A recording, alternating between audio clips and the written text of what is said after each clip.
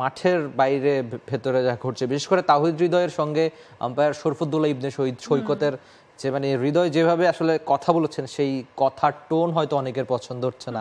যে তিনি বলেছেন যে মানে আমরা সবাই এখানে আন্তর্জাতিক ক্রিকেটার, মানে বেশিরভাগই আন্তর্জাতিক ক্রিকেটার, তিনিও আন্তর্জাতিক আম্পায়ার, তো আন্তর্জাতিক আম্পায়ার হলে আমরাও আন্তর্জাতিক ক্রিকেটার, মানে এই কথার টোন হয়তো অনেকটা আবার অনেকটা মানে হুমকির সুরে বলেছেন যে যদি অন্যদিকে যায় এমন ঘটনা তাহলে আমিও মুখ খুলবো। তো সেই মুখ খোলাটা আসলে কি, সেটা তাওহিদ হৃদয় নিজে জানেন। তিনি আসলে কিছুটা খুলেছেন।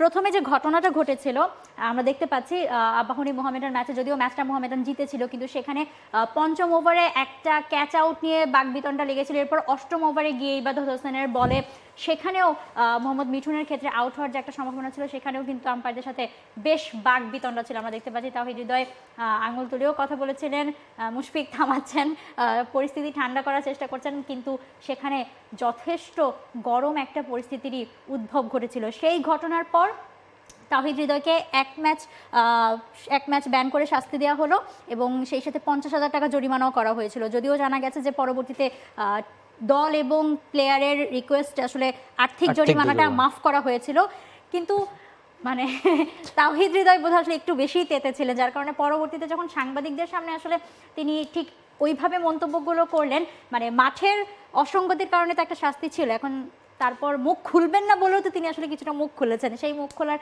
শাস্তি হিসেবে তিনি কিন্তু আবার শাস্তির মুখে পড়েছেন। মানে এটাই হচ্ছে ক্রিকেট, মানে ক্রিকেটে আপনি বাড়াবাড়ি তো অনেক দূর, আপনি ভিন্ন কিছু বা বাড়তি কিছু একদমই করতে পারবেন না। এই জন্যই ক্রিকেটটাকে বলা হয় জেন্টেলসম্যান গেম, মানে খেলাটা এই জন্যই খেলাটার চেয়েও বেশি কিছু, মানে একদম আপনি সবকিছু। আর ক্রিকেটটা এমন একটা খেলা, আপনি তো আম্পায়ারকে অস্বীকার করতে পারবেন না, মানে আম্পায়ার ক্রিকেটার দুটো ব্যাপারই মাঠের জন্য সবচেয়ে বেশি গুরুত্বপূর্ণ। একজন আম্পায়ার যেমন রেসপেক্টেড, মানে সবচেয়ে বেশি মাঠে সবচেয়ে বেশি আপনি রেসপেক্ট কে পায় ক্রিকেটারের চেয়ে তো আম্পায়ার, সেটা অবশ্যই আপনার মানতে হবে। ঠিক আছে, বাংলাদেশের আম্পায়ারিং নিয়ে আগে পরে অনেক সমালোচনা হয়েছে, এই ঢাকা লিগের আম্পায়ারিং নিয়ে অনেক বেশি আলোচনা হয়েছে, তবে এক্ষেত্রে আমার মনে হয় তাওহিদ হৃদয়রা আগে থেকে হয়তো অনেক ক্রিকেটার এই আম্পায়ারিং এর প্রতিবাদ করেছে বলে সেক্ষেত্রে হয়তো অনুপ্রাণিত হয়েছেন কিনা কে জানে, যে হয়তো আমরা মানে আগে পরে আম্পায়ারিং আমরা বললেও দর্শক আসলে সেই নামটা অনুমান করে নিতে পারে। না শুধু একজন না, হ্যাঁ একজন না, মানে বাংলাদেশের ক্রিকেটে বলতে গেলে তো বড় করে সেই নামটাই আসবে, তাই না?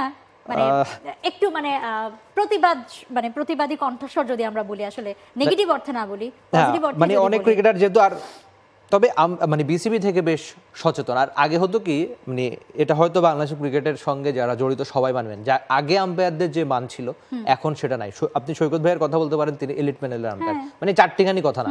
আর বাংলাদেশের ইতিহাসে আম্পায়ার হিসাবে সবচেয়ে বেশি ম্যাচ কিন্তু তিনি পরিচালনা করেছেন, 200টার বেশি আন্তর্জাতিক ম্যাচ। ওই হিসেবে তো তাওহিদ হৃদয় 200 ম্যাচ বোধ করে খেলেননি।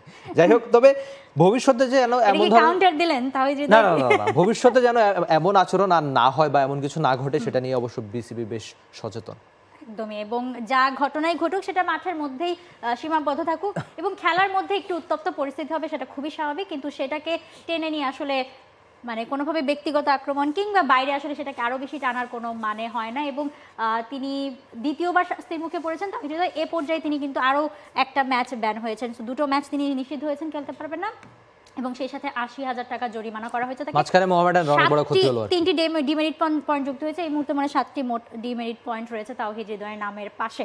তো আমরা আশা করি এই পরিস্থিতির সমাধান হয়ে ডিপিএলটা তার নিজস্ব গতিতে এগিয়ে যাবে। তবে ছোট্ট করে বলতে চাই, সবচেয়ে বড় ক্ষতি হলো কিন্তু মোহামেডানের, কেননা তামিম ইকবালের না থাকাতে তাওহিদ হৃদয় ক্যাপ্টেন হয়েছিলেন। এখন তাওহিদ হৃদয় যদি ম্যাচ না খেলেন, নতুন আরেকজন ক্যাপ্টেনের খোঁজ করতে হবে মোহামেডানকে।